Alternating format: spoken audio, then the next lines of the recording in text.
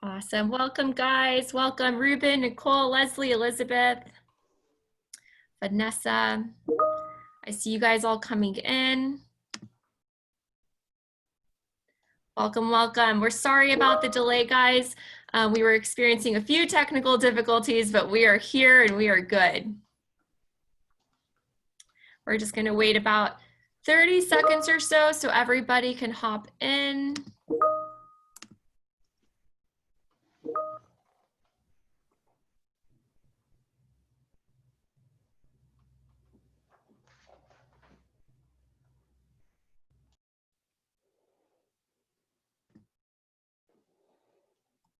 Awesome. All right, we're going to go ahead and start, guys. Hi, everyone. My name is Ariel Rafua, and I want to welcome you guys, of course, to TRA Marketplace 2020, the online virtual version. We're super excited to have you guys today. And today's session is packaging for 2020 and beyond. So we're super excited to have this awesome panel, which we will have introduced in just a little bit. But please, of course, to feel free to engage throughout this webinar. There's a Q&A button right below. So if you have any questions throughout, please feel free to ask it. We may get to it throughout, or at the end, we will put aside some time to answer the questions. And without further delay, guys, I'd like to introduce to you our official virtual stage, which is called Silicon Hills. And we are sponsored by Coca-Cola Southwest Beverages. Thank you, Coca-Cola. We actually have someone here from Coca-Cola today, Linwood. Thank you so much. And we'd like to play a quick video for you guys. So one sec. We at the Coca-Cola Company believe the health of our water sources is essential to the health of our communities, which is why we're helping to replenish the mighty Rio Grande, as well as over 30 watersheds across the country. We're also leading water projects in more than 100 communities. And for every drop we use, we're working to give one back, because our products rely on the same thing as we all do: clean water. And we care about it like our business depends on it.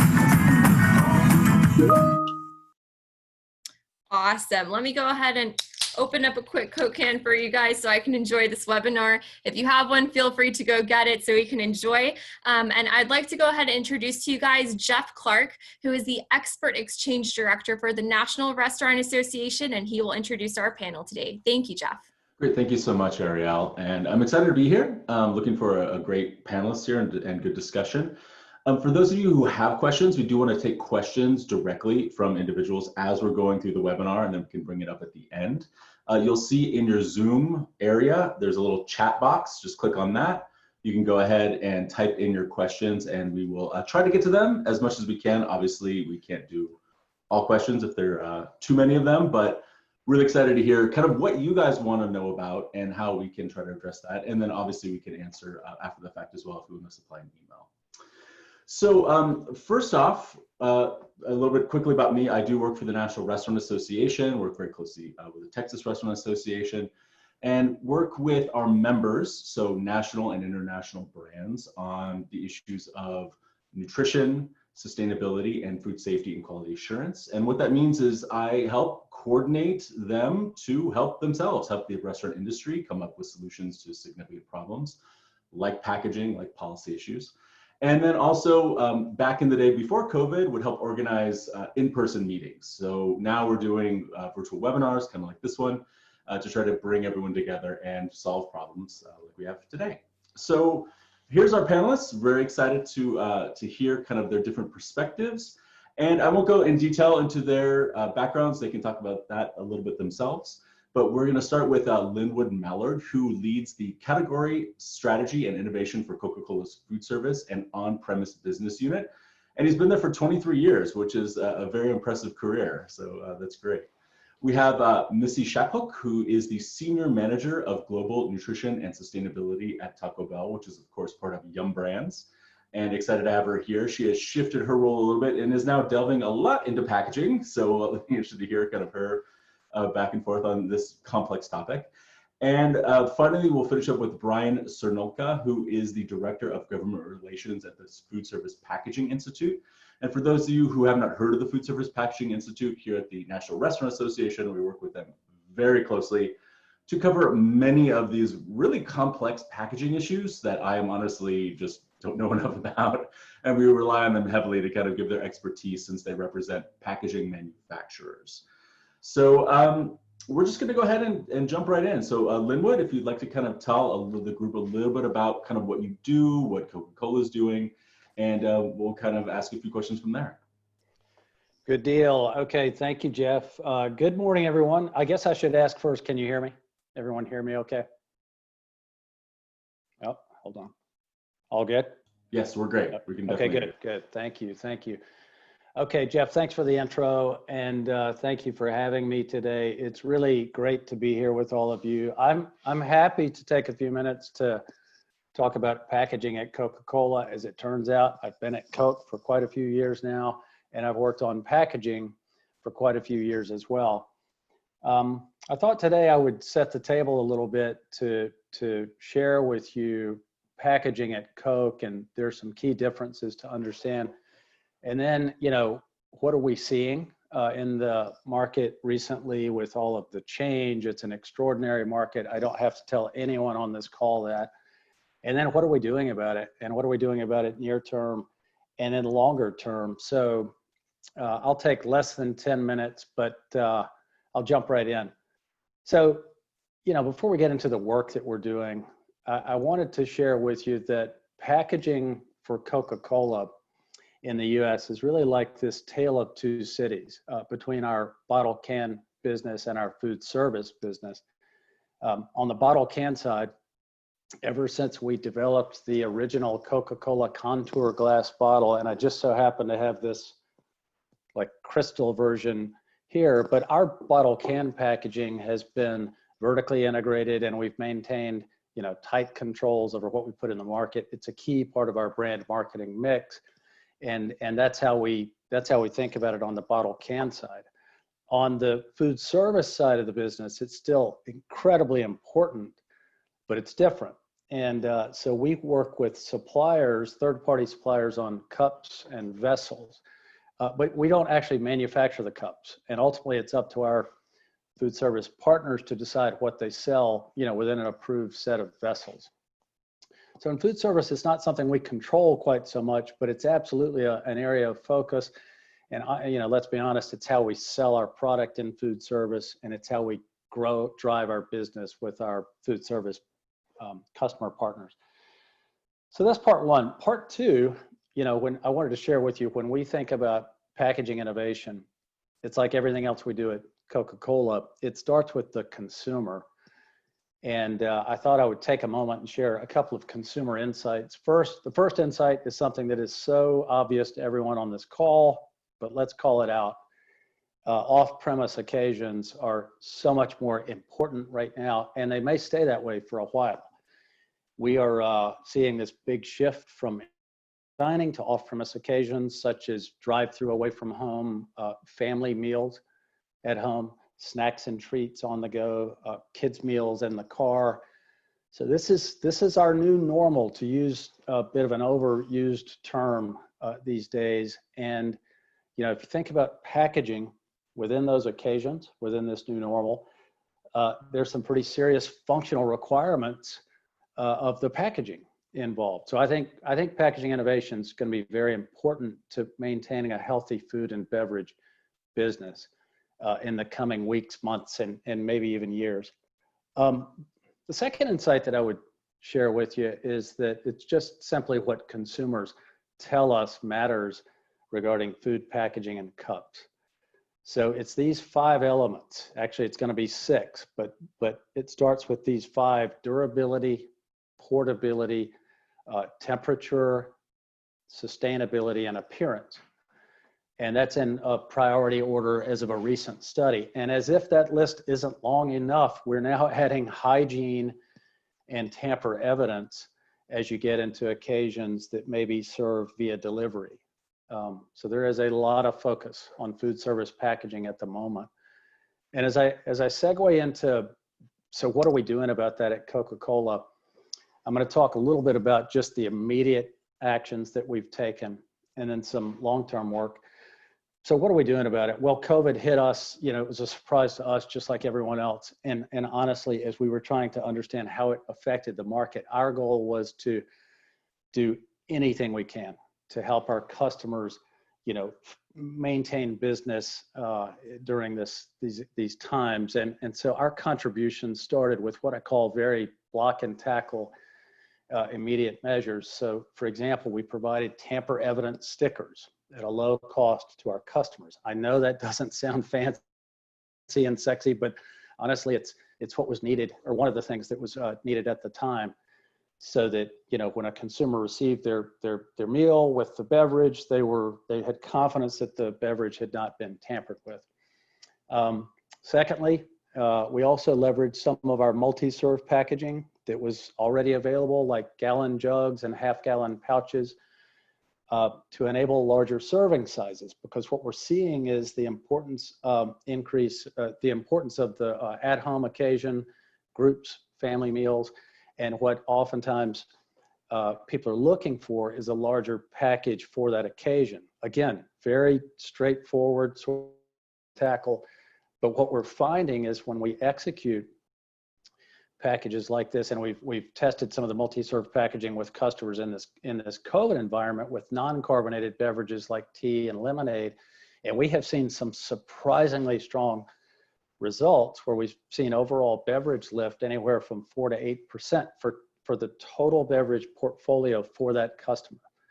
So big gains, very profitable, and sort of a bright spot amid everything else that's going on. Okay, so that's really the immediate stuff we've been doing. We've also been pursuing innovation, and I'll make a few quick comments here, but in single serve, make a couple of comments about recyclability. With single serve, we're working closely with our friends at Georgia Pacific on a film seal lid. And if you've had a boba tea or a tea on the West Coast or in a major city, you may have experienced a film seal lid. Well, Georgia Pacific has designed this machine that can quickly apply this film seal to a lid. And in doing so, they enable a number of benefits like tamper evidence, spill-proof portability, perceived improvements in beverage quality. So it's really fantastic. We've tested this with one of our customers and it was really effective. It drove a lot of consumer interest and approval. So it was the gains were well beyond just the functional benefits. The task now is to determine the cost value equation, make sure that the financials work, taking into account the cost of the unit. So more work to do there. Secondly, we're working on this cup called a VersaLite cup with our partners at Berry Global, and it's made of polypropylene. If I get too deep into these terms, I'll quickly get these, but it's made of polypropylene that has insulating properties similar to polystyrene, but unlike polystyrene, we expect it to be recyclable.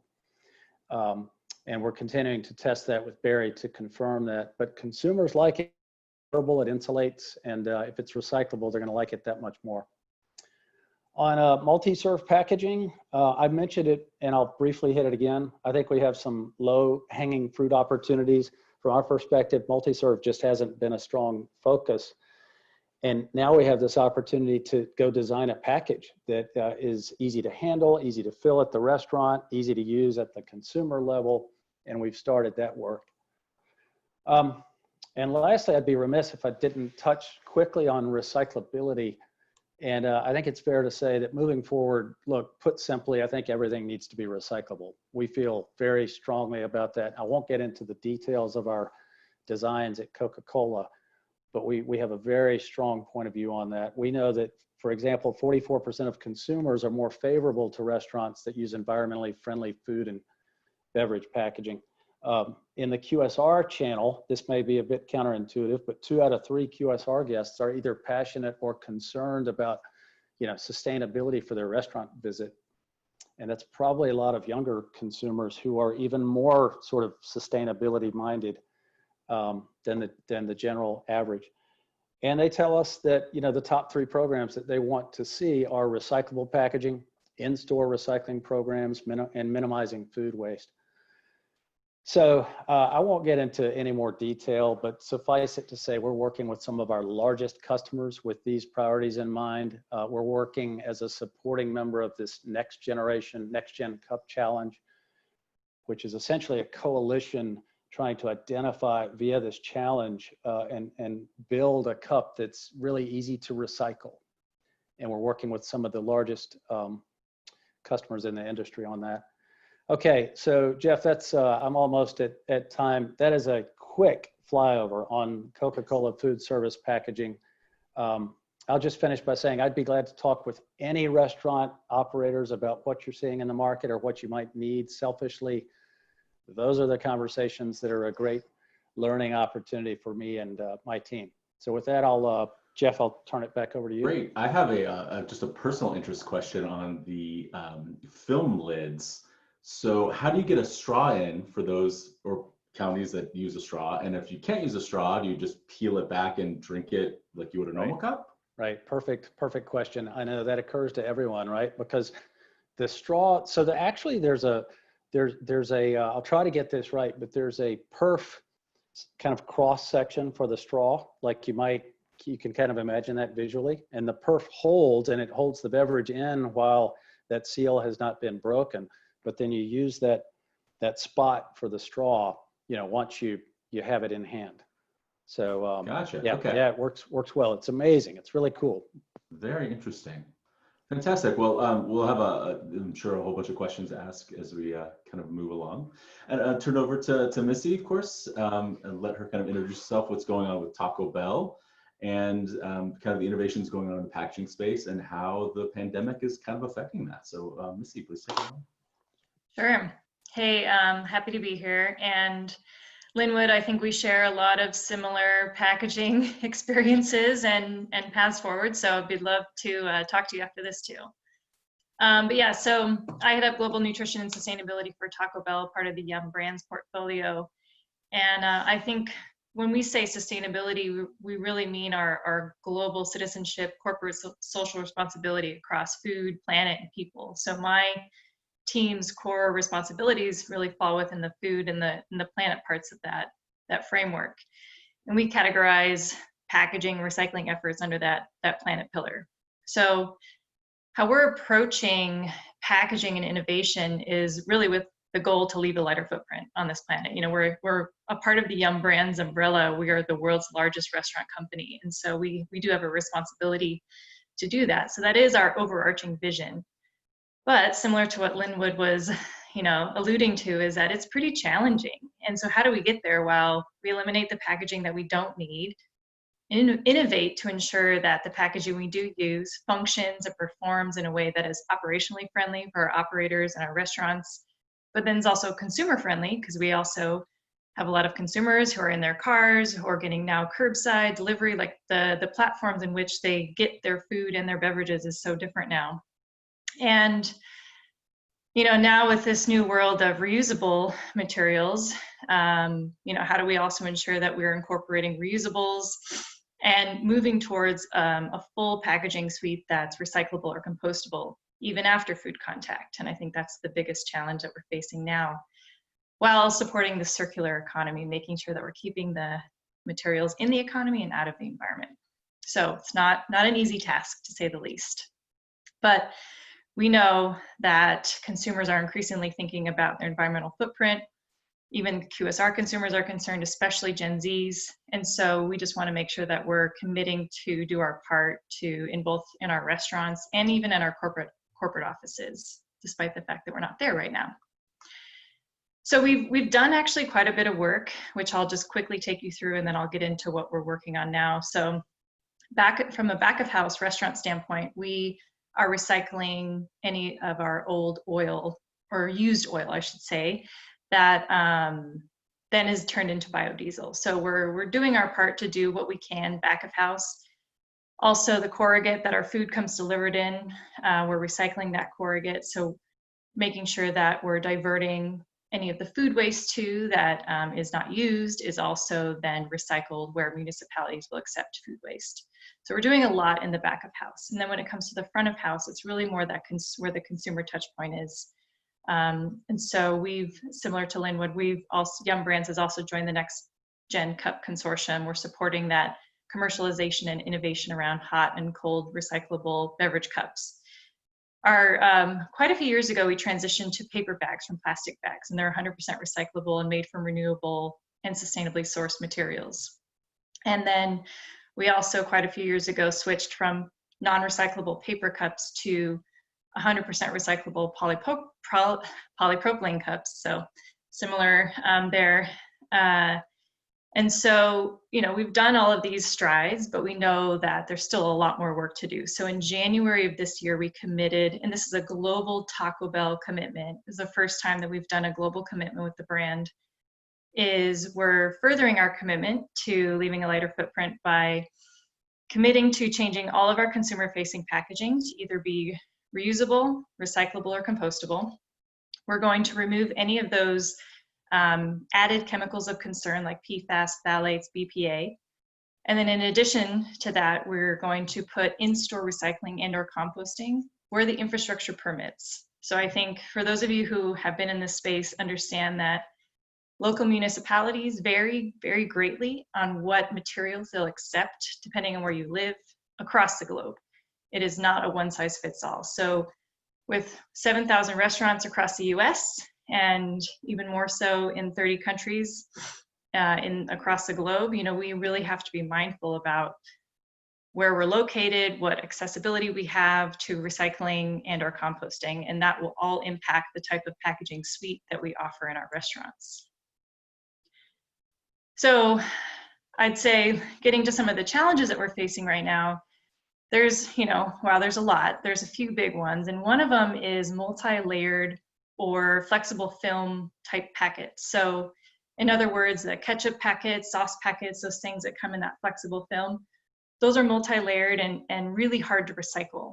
Now, while I don't know if you guys heard of the Taco Bell story where a guy was trapped in his car for 5 days with his dog and he survived on sauce packets alone. I mean, that is the story that I love to tell, but the sauce packets, unfortunately, are not recyclable. So, and, you know, I think the whole industry is working on a solve for that right now. And we're one that's definitely on our high priority list, because across the board, in talking with all of the MRFs that we visited, which are material recycling facilities, it's one of the #1 contaminants in recycling or composting bags when people are trying to recycle. And when they see a contaminant, oftentimes it just gets put in the landfill. And so we know that as a #1 contaminant, that's an area of focus for us, but it's a challenging one. They're also free. So you think about the investments that you have to make and where you put your money and your time and your effort, just thinking through that. But it's also a very iconic thing for the brand. I mean, our branding is all over that. And you see the Taco Bell, the wisdom packets, and the fun, you know, sayings that we put on those. I mean, people love them and they store them in their glove compartment for a rainy day. So that is a big challenge for us. And so thinking of what I just said too about just the local municipality variance is that it's really, really challenging to design and execute a national packaging suite with restaurants that span across the US and that also overlap with unique packaging laws and local infrastructure. So it's not easy. And so that's a big, big challenge. The other one for us, and I mean all of us as consumers, is the changing the consumer behavior. I think we can make all of this packaging recyclable or compostable or reusable, but it really, once it leaves our restaurants and once it leaves our facility and they no longer have access to our 3-stream or, you know, whatever it is, it's up to the consumer to then dispose of it properly. So then there's the communication aspect of it and the labeling on the packaging. And again, it's up to the consumer to read it, understand it, and know what to do with it. So I think that's another big challenge I think we're all going to be facing, is that consumer behavior aspect and changing the mindset. You know, unless we have a national recycling program or some type of mandate, it's going to be really challenging. So I think it's going to take a collective effort to really make some step change there. And then, yeah, so those are quite a few of the big packaging things that we're challenged with. I know we went through some recent simplifications of our menu, which meant that we're removing some items that I think some people may not be super excited about, me included. But I think what that does is, one, you know, the real reason why we did that is we need to make sure that we're giving consumers what they need right now. And in this state of COVID, people are looking for comfort and familiar. So we want to give them that, and they have to get that through the drive-through right now, or through delivery, or through curbside. And so, you know, Linwood talked about family meals, and we're definitely seeing that too. Thankfully, we were able to utilize existing packaging to deliver what we call the at-home taco bar, giving you kind of bulk ingredients that you can then make large quantities of food for at home. But we also know that we need to streamline operations and make for a quicker and speedier experience to make sure that people are just doing what they need and getting at home and getting comfortable. And so the to-go packaging is even more important right now. And Linwood mentioned tamper evidency, and that's a huge thing for us too. But I think what we found is that we didn't need to overcomplicate it either. As simple as a sticker that goes over the fold of the packaging was enough for our consumers to feel like their food was not tampered with. And so, but what we found with that sticker is that we were able to do a couple things with it. One is that it provided that sense of security and safety to the consumer. And then two, we're able to provide some messaging, letting people know whether we're open, or, hey, these are the precautions that we're taking and the safety steps that we're taking inside the restaurant to make you know that we're doing all the right things to ensure the team member and customer safety. So I think it actually did a couple of really good things for us. One, you know, it did that tamper evidency, and then two, it provided a means for us to communicate to our consumer. So I'll go ahead and pause there and see if there's any questions or anything else you want me to add, Jeff. Great, thank you. Well, I first off would just like to congratulate you on the global commitment. I think that is incredibly difficult to do, and feel free to jump in on this, but not everything is aligned in every single country within Yum, is my understanding. So it's to get every part of this across the globe aligned is a huge challenge, and congratulations, that's enormous. Thank you. I'm wondering if you could, you know, give a little insight now that you've kind of dove into packaging a little bit. You know, is there, with the restaurateurs on the line here, any kind of advice, any kind of, you know, from your own experience that you could give to them about a couple, 3 takeaways to think about packaging when they're purchasing in their own restaurant, kind of maybe some consumer ideas around packaging? Yeah, I would say, well, one, are there any local laws that are in place related to packaging? That's kind of your first thing, is what ordinances are in place? Are there any restrictions? And then the other thing I would think of is what does your local municipality accept in terms of packaging? Do you have composting center? Does your composting center accept food waste only, or does it accept compostable packaging?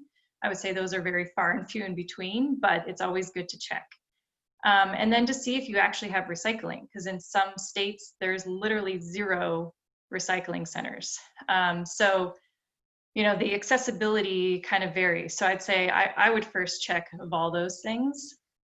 And then, you know, then you have to start thinking through just the fundamentals, ensuring that, okay, if I'm going to design this piece of packaging, does it meet all of my sustainability aspects? You know, I think we use the reduce, reuse, recycle model, and thinking through all the sustainability aspects. So we have a packaging policy that we've now created that outlines all the specifics of what we define as reusable, recyclable, compostable. What does PFAS free mean? So really outlining all those specifics so that when we go and brief suppliers, they know exactly what they're intended to do. So I think having the strategy, what is your intention, having the framework in place first is really important, and then you overlay that with operations. So what is expected? What does the consumer expect from this piece of packaging? How do they expect it to function, operate? How are they going to be using this? Are they going to be eating it at their home? Are they going to be eating it in their car? Are they going to be taking it somewhere? Just thinking through that consumer experience is super important. And then similarly, and just as important, is the operational complexities. How does it function? How difficult or complex is it or not? If there's a lid or a latch, you know, how easy is it for that team member or that person in the back of the house that has to put it together, or, you know, put food in it and basically get it to the consumer?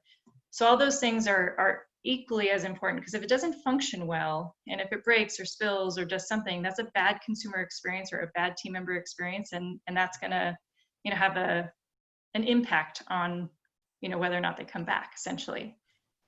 And then the last piece I would, Go ahead. oh, go ahead. I was gonna say, so would you advise like a smaller restaurant to kind of try out, like get a sample set of packaging and like physically try it out with their food and see how it works? Oh yeah, As a absolutely. judge So for their anytime time? that we get like a test piece of packaging, we think about, well, what is intended to be used in this, and are multiple items going to be used in the same piece of packaging? So then we would then, so in our restaurant we have a piece of packaging that we use for multiple items, like our bowl and then nachos. So we have to make sure that the bowl fits, it looks full, it looks filling. How does it hold? So then we'll build the food in it and let it sit. Does it seep through, especially with compostable packaging? Does it weep, so to speak?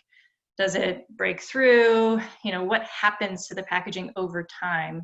And how will that impact the consumer experience? How hot does it keep your food? And then how well does does the nachos fit just as well in the packaging? Does the lid smush it?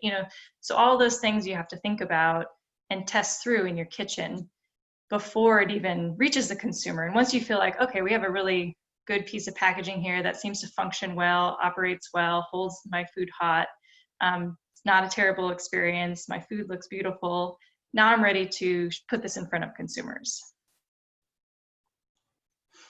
That's great advice, because I think, especially as things are shifting towards to go, there's a big shift from having something served at a table and then versus you opening up after it's traveled 20 minutes or so to your home for dining. So yeah, one thing I'll just add real quick is, because we're all working virtually, but we work in the food department, and so we have to somehow figure out how to test our food, is we've been doing these drive-through tastings. So literally we drive into work, there's certain people who are allowed to build food inside of the building, they bring it out to your car, and then we drive home and then we eat it. So now we're getting like this real world example of what our consumers experience, because we're essentially doing that ourselves through all this testing. So this is how we're testing packaging now, this is how we're testing new recipes, and essentially we're doing it in the way that a consumer would, which is actually making us a little bit faster and smarter on making decisions. So maybe for the independent restaurants who are still supplying employee meals, make them to eat it at home. Say, this is part of our testing procedure. We're going to test out the various packaging. You want your employee meal, you got to take it home, eat it, and then I want to report back about how did it look, how did it taste, Yep. was it hot, da, da, da. So that's a great way of using both of these together. So perfect. I'm sure there'll be some more questions. In the interest of time, I want to jump over to Brian, make sure he's got enough time to go through all the deep packaging issues here with policy and, of course, manufacturers. So Brian, if you want to share your screen, that would be great. Yeah, no problem. I'm Brian Cernolka. I'm with the Food Service Packaging Institute. I'm Director of Government Relations for the group. And I'm going to talk a little bit about a larger kind of industry overview of packaging and what's happening right now. I'd be happy to answer any questions at the end of this if anybody has any. But just a little bit about FPI. We are a trade association focused solely on food service packaging products. We represent the entire supply chain. So your resin manufacturer to the converter of the product to the end user of the product. So we really do cover the entire basically life cycle of the product. And also we are a material neutral trade association. So we represent plastic, paper, and all other types of materials. As I mentioned, it covers about 90% of the entire industry in food service packaging, and that's for Canada and the United States. So these are some prior trends that the industry saw. This is before COVID. So basically over the last 5 years, you saw a shift. I think, this was covered off pretty well by Linwood and Melissa, but people moving to grab and go type items, snack packs, smaller portions, and then certainly the increase in delivery items. So starting to go into tamper proof, things like that. So a lot of concern around how long things last on the shelf, and companies going through source reduction issues for increasing in transportation and things like that that could help out a company's bottom line. Some of the trends that we saw, these are the most important characteristics related to that type of packaging. Performance, appearance, that's the appearance, presentation, and then cost of the item. I think it was a great point that Melissa made on ease of use for staff. The product has to be functional, and it's got to be functional for the consumer too. I know PFAS was mentioned earlier, but like grease resistance and performance of a hot item, that's especially important to a person that may be eating French fries on the go or something like that. So these items, they really matter. After COVID hit, and we'll talk about this in detail just in a little bit, but those two items, performance and appearance, are still the two most important items that we see across the board for in the industry. So this is now entering into the COVID era. We get this question a lot, given all the takeout and delivery, isn't food service packaging doing really well? Or is there a lot more of it? There's a perception that there is a lot more, and that's no. There's been shifts in the material. So now you're consuming it at home versus consuming it there. So you'll see patterns and shifts over where the materials are being used or consumed at the endpoint, but not an increase by any means. So like I was saying here, food service, the sectors vary. So you see that shift from, maybe colleges and universities, nobody's on campus anymore. So there's a shift from that type of cafeteria, sports stadiums. We're still kind of waiting to see what happens there, things like that. So there's going to be a change in, beer cups that are consumed at a stadium versus now pizza boxes that may potentially be delivered to your house, but that's not an increase in overall packaging. Again, that's just a shift in the area that we're seeing. So this is a little bit more detail around that. In April of 2020, we conducted a survey to our packaging suppliers and converters about the impacts of the pandemic.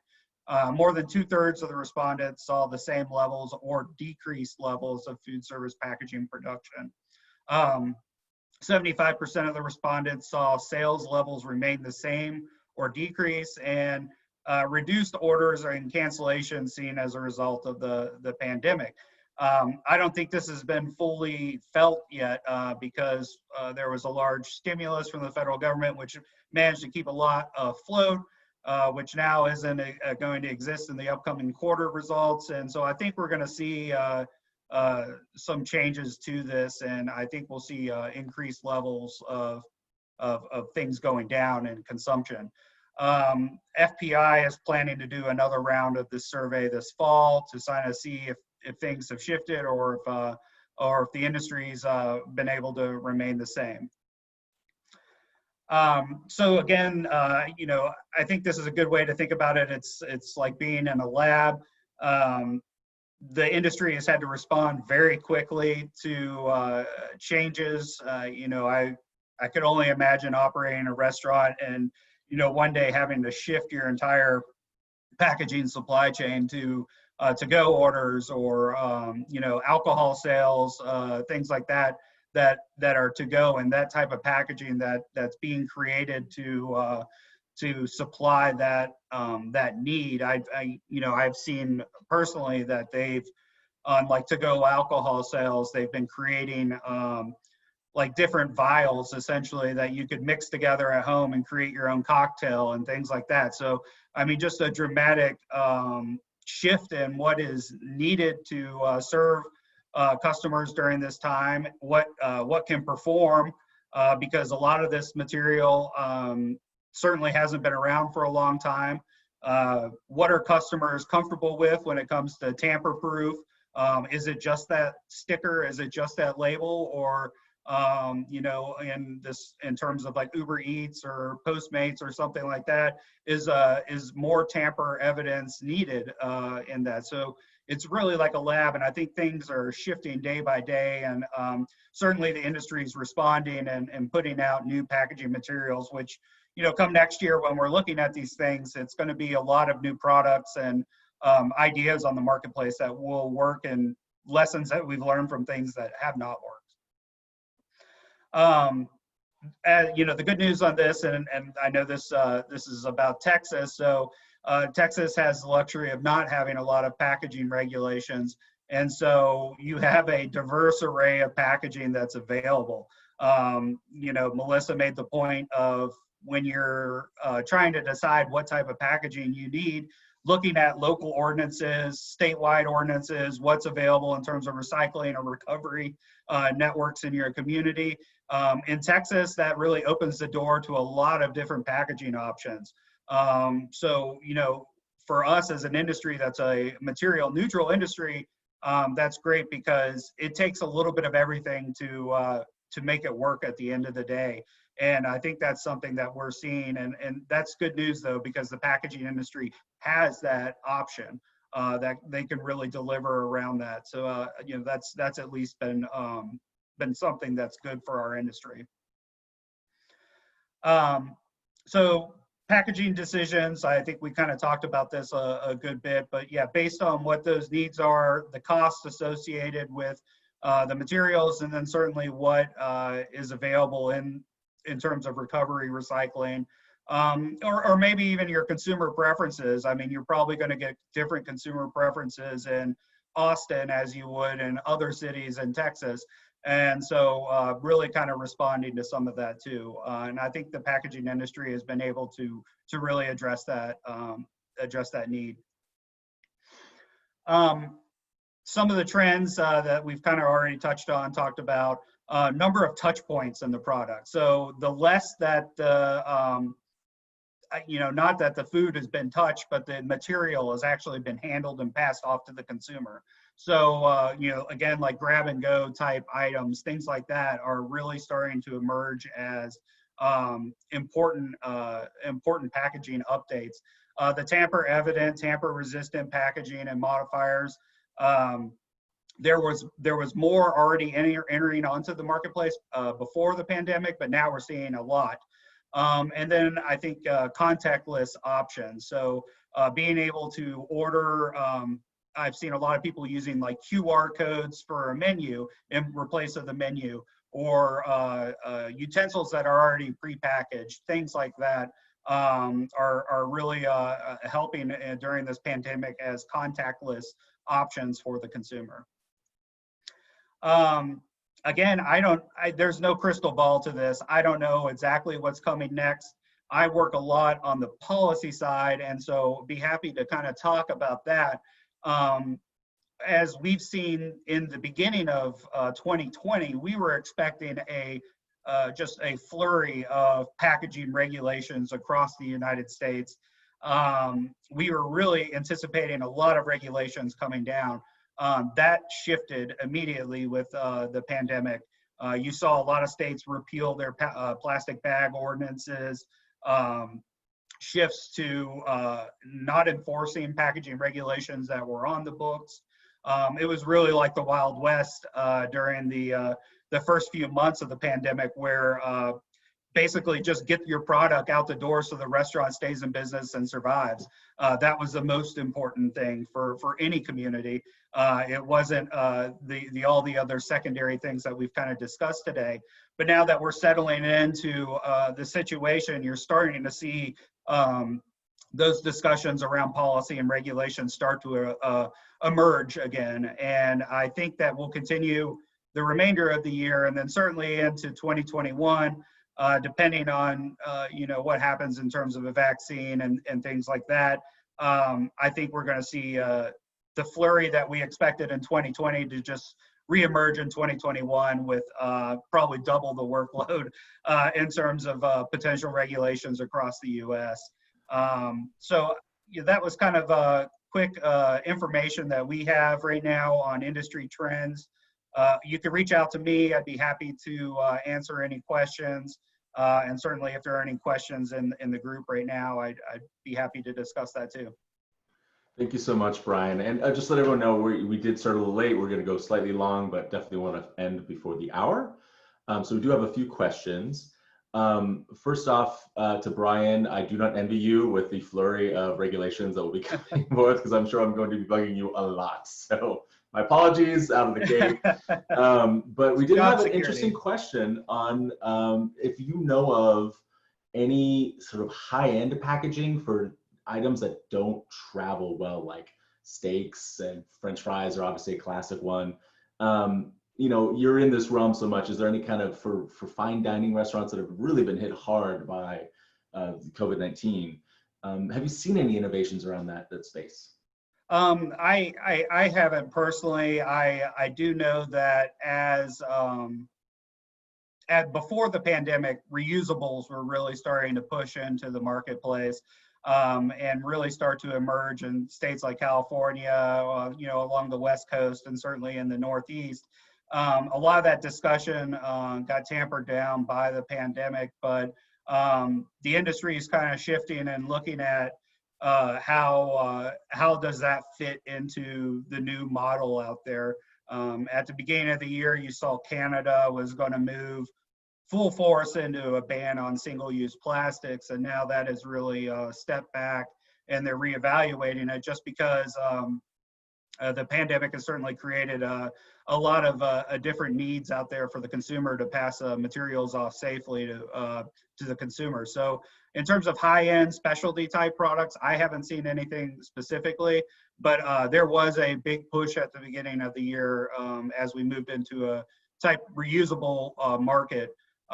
Certainly things around compostability and recyclability still remain to be really important. And I think there's a continued discussion around PFAS and chemicals that may be used to create a better barrier for a customer. And so I think a lot of that is, you know, again, I don't have a crystal ball, so we're just going to have to kind of wait and see what happens, but those discussions are still happening.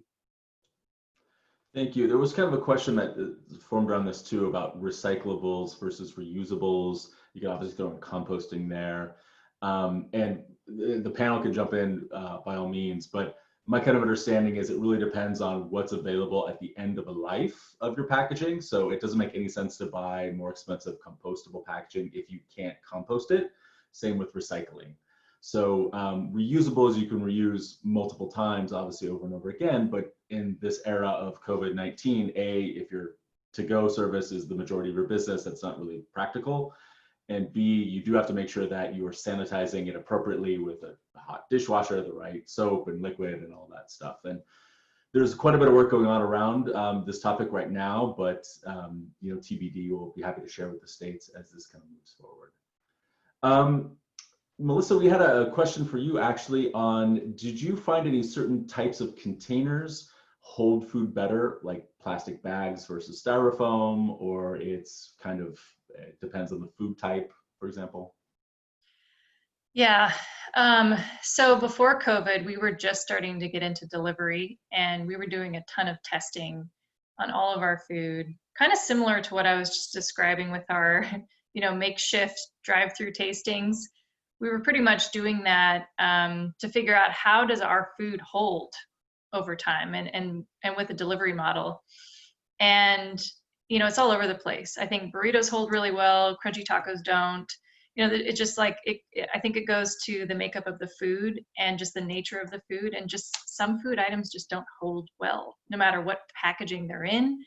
Now, maybe you could design some really fancy piece of packaging, but it would kind of, you know, your cost model would then put you out of business. So I think for us, you can, what's in your control with that? You know your food is pretty much where it's going to be. You might be able to change your recipe a little bit, or maybe your cook times, but you still have to make sure that the food is safe. And then I think what we worked on with our delivery partners is just a radius in which the consumer ordered from, and keeping that distance tight so that the delivery time was within a time frame that we were comfortable with and the quality of our food. So I think that was one thing that we found. While we couldn't necessarily improve the packaging or change the packaging or change our food, what we could control was the time in which our food traveled. And that we found to be a helpful marker for us. Very interesting. So for an independent restaurant, you would just maybe put on your website, or some suggestion on the phone of some language like, we recommend consuming this within a half hour or 20 minutes of either pickup or delivery, total time, for the best quality food when you eat it, or something like that. Very good. Interesting. Well, I want to thank everyone. Linwood Mallard from Coca-Cola, Melissa Shephook from Taco Bell, and of course Brian Sonlurka from the Food Service Packaging Institute. Thank you all very much for lending your expertise to this panel and really jumping in. Sorry again for the technical difficulties at the beginning. It's a new realm we're all still kind of dealing with. And I'll turn it over to Ariel for any last minute conversations, and we'll move on. Thanks very much for everyone. Yes, thank you so much, Chef, and everybody. Just letting everyone know, our next webinar is going to be at 11:30 on this stage, and the title is Unmute Yourself, a video for your brand. So we hope to see you guys soon. Thank you all for tuning in, and have a great marketplace experience. Bye. Thank you, everyone. Bye, thanks.